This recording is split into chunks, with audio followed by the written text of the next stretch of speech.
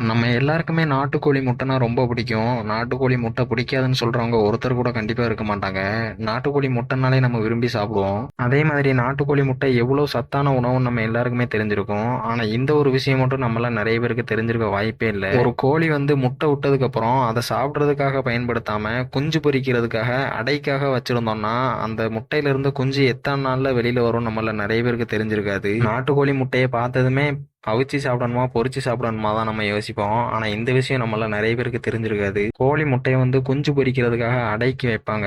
அந்த கோழியும் அடை காக்கும் அந்த முட்டையை. அந்த நாட்டுக்கோழி முட்டையை அடைக்கி வச்சது நாள்ல இருந்து கரெக்டா 21 நாள் இல்லைன்னா 22வது நாள்ல அந்த முட்டையில இருந்து கோழி குஞ்சு வந்து வெளியில வரும். இதுல இன்னொரு விஷயம் என்னன்னு பாத்தீங்கன்னா, அந்த கோழி குஞ்சு வெளியில வர்ற அந்த நாளோ இல்லைன்னா அதுக்கு முந்தின நாளோ அந்த கோழி வந்து அந்த முட்டை ஓட லைட்டா வாயால கொத்தி உடைச்சு விடுமா. எதுக்காக அந்த கோழி அந்த முட்டை ஓட கொஞ்சமா உடைச்சு விடுது அப்படின்னா, அந்த உள்ள இருக்கிற கோழி குஞ்சுக்கு மூச்சு விடுறது கஷ்டமா இருக்கும். அது மட்டும் இல்லாம அந்த குஞ்சு வந்து ஓட உடைச்சு வெளியில வர்றதுக்கும் ஈஸியா இருக்கும். அதனாலதான் அந்த கோழி வந்து அந்த முட்டை ஓட கொஞ்சமா உடைச்சு விடுது.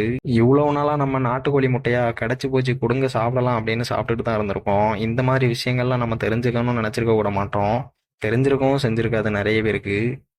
இந்த வீடியோ உங்களுக்கு பிடிச்சிருந்துச்சுன்னா லைக் பண்ணி நம்ம சேனலை சப்ஸ்கிரைப் பண்ணிருங்க.